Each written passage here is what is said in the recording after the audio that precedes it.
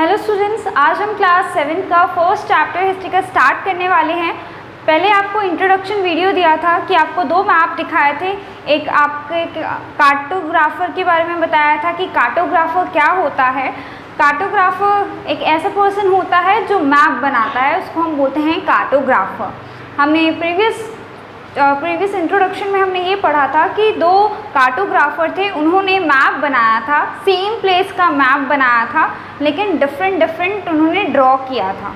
एक हमने इल्दरिशी के बारे में देखा था। उन्होंने क्या किया, जो साउथ का पार्ट है उसको नॉर्थ में दिखा दिया। और एक फ्रांस के कार्टोग्राफर थे, उन्होंने सिमिलर बनाया था, जिस तरह से हमारा अभी का पॉलिटिकल मैप है उससे थोड़ा सा सिमिलर बनाया। तो इससे हमने क्या देखा कि पहले के टाइम जो कार्टोग्राफर या हिस्टोरियन थे वो चीज़ें जो कॉन्टेक्स्ट में लिखते थे, हिस्टोरियन की बातें जो लिखते थे वो चेंज होती जाती थी टाइम टू टाइम। तो यहाँ पर अब हम चेंज होती जाती थी, तो यहाँ पे न्यू एंड ओल्ड टर्मिनोलॉजीज़ भी पढ़ेंगे। मतलब अभी हम जो चीज़ बोलते हैं, हम कोई वर्ड बोलते हैं, तो हो सकता है उसका जो मतलब है या मीनिंग है पिछले टाइम मतलब पुराने समय में उसी का मतलब कुछ और हो। तो यही हम आगे आज पढ़ने वाले हैं। तो इंफॉर्मेशन चेंज विद टाइम, जिस तरह से हमने उस मैप में देखा था कि बताई तो एक जगह की मैप दी थी, तो जगह एक ही मैप की दी थी, इंडिया ही की मैप बनाया था लोगों ने, लेकिन क्या था, ड्राइंग अलग अलग कर दिया था। तो सेम इंफॉर्मेशन चेंज होता है टाइम टू टाइम, चीज़ें चेंज हो जाती हैं। Same then language and meaning can also change, और लैंग्वेज जो है और मीनिंग जो है वो भी टाइम टू टाइम चेंज हो जाता है। एग्जाम्पल दे रहे हैं, medieval Persian and modern Persian are different. जैसे कि आप जब 6 में थे आपने पूरे एशियन के बारे में पढ़ा था, कैसे हम लोग थे, हमने इंडस सिविलाइजेशन पढ़ा था, हड़प्पा सिविलाइजेशन पढ़ा था, ये सारी चीज़ें पढ़ी थी हम उस टाइम। क्या एशियन पीरियड पढ़ रहे थे। अब आप आ गए 7th में, अब हम मेडिवल पीरियड की बात करेंगे। तो मेडिवल पीरियड में ये बता रहा है कि मेडिवल पीरियड टाइम में मेडिवल पर्शियन जो थे, जो पारसी होते उसको पर्शियन बोलते हैं, जो मेडिवल पर्शियन थे उस टाइम की जो इनकी जो लैंग्वेज थी और अभी के जो मॉडर्न पर्शियन हैं, इन लोग की लैंग्वेज, लोग की ग्रामर वो चेंज हो चुकी है। तो देख रहे हो यहाँ पे टाइम टू टाइम इतना चेंज आ रहा है। एक और एग्जाम्पल लेते हैं, उसको और अच्छे से आपको समझ में आएगा। हिंदुस्तान का एग्जाम्पल लेते हैं।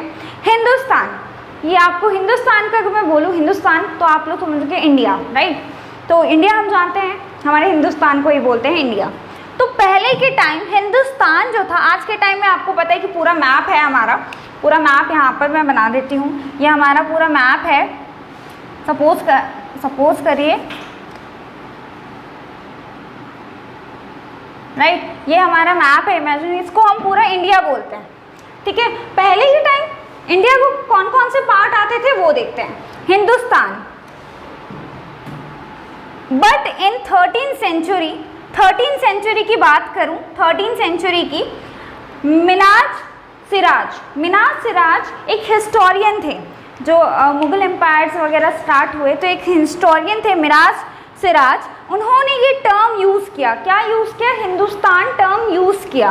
और इन्होंने कहा कि पंजाब, हरियाणा और जो लैंड आते हैं, जो जगह आते हैं, किसके बिटवीन, गंगा और यमुना के बीच में जितने भी लैंड्स आते हैं, इनको हम बोलेंगे हिंदुस्तान। इन्होंने क्या बोला, आज के टाइम पे हमारे इंडिया हम किसको बोलते हैं, 28 स्टेट हैं, 8 यूनियन टेरिटरी है, इन सबको हम इंडिया बोलते हैं। लेकिन इन 13th सेंचुरी हिंदुस्तान हम किसको बोलते थे? सिर्फ इन तीनों को ही बोलते थे। कौन कौन से ये तीनों हैं?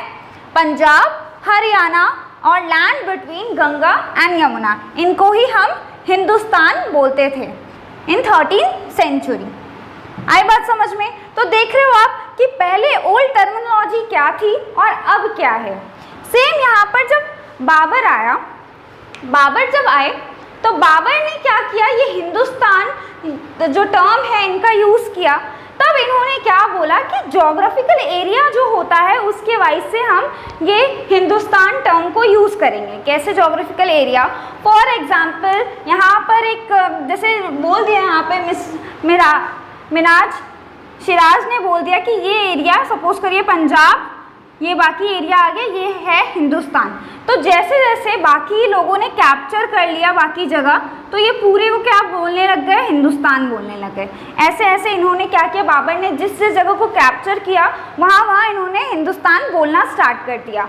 और इन्होंने बोला कि जो फ्लोना है, फना है और जो कल्चरल है, वो सारे जितने इसमें आते हैं वो सब हम हिंदुस्तान में बोलेंगे। फ्लोना होता है एनिमल्स वगैरह या फिर कोई कल्चर अगर आता है तो उन सब को कोई कल्चरल चीज़ें होती हैं तो उन सब एरिया को हम बोलेंगे हिंदुस्तान। तो यहाँ पर आप देख सकते हो कि एक टर्म जो आज हम यूज़ करते हैं हिंदुस्तान, उसका पहले के टाइम में ओल्ड टर्मिनोलॉजी जो थी वो अलग थी।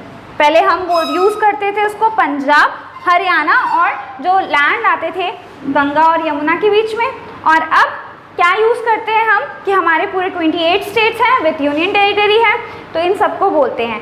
आगे एक और एग्जांपल दूंगी, उससे आपको और अच्छे से क्लियर हो जाएगा।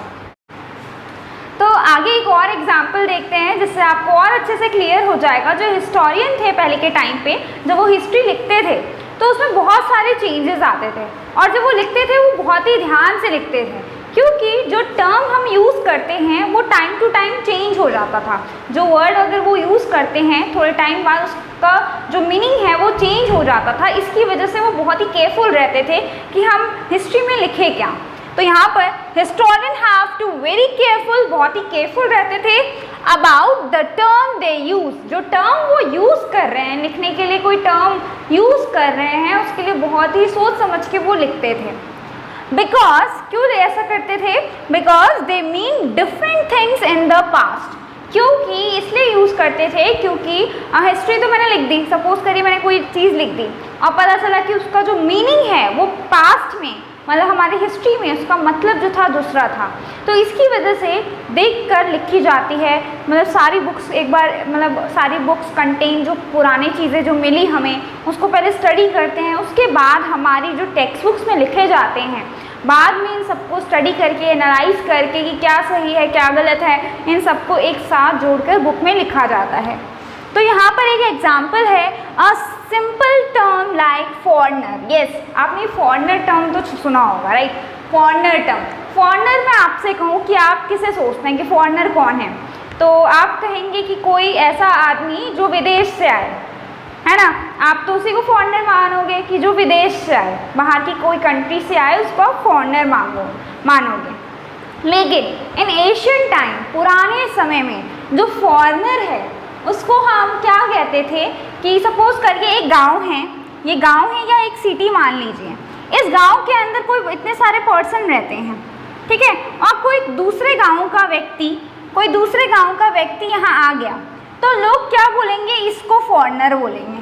क्या बोलेंगे लोग, इसको फॉरेनर बोलेंगे। लेकिन आज के टाइम में क्या है कि अगर ये इंडिया है तो ये हमारा इंडिया है, अगर कोई बाहर से आ रहा है तो हम इसे फॉरेनर बोलेंगे, राइट। तो देख लिया आपने यहाँ पर कि फॉरेनर हम आज किसको यूज़ करते हैं, जो अब्रॉड कंट्री से आता है, बाहर की कंट्री से कोई आता है पर्सन, उसको हम फॉरेनर बोलते हैं। लेकिन पहले के टाइम पे क्या था कि अगर ये गांव है तो गांव के कोई बाहर से कोई आ रहा है, मतलब उस गांव में फॉर एग्जांपल कुछ लोग रहते हैं, उनकी ज़मीन है, तो उनको हम तो वहाँ का सिटीज़न बोलेंगे। लेकिन कोई बाहर, तो कोई दूसरे गांव का आदमी यहाँ आए हमारे गांव में, तो क्या बोलते हैं, वो फॉरेनर बोलते हैं। तो इससे आपको समझ में आ गया कि ओल्ड एंड न्यू टर्मिनोलॉजी कैसे यूज़ होती है। हमने यहाँ पर देखा कि आज के टाइम हम जो वर्ड यूज़ करते हैं और जो एशियन टाइम में जो वर्ड हम यूज़ करते थे, दोनों के मीनिंग अलग होते हैं। तो चलिए आज की वीडियो में इतना ही। नेक्स्ट वीडियो के लिए आप तब तक के लिए वेट करिए। Thank you.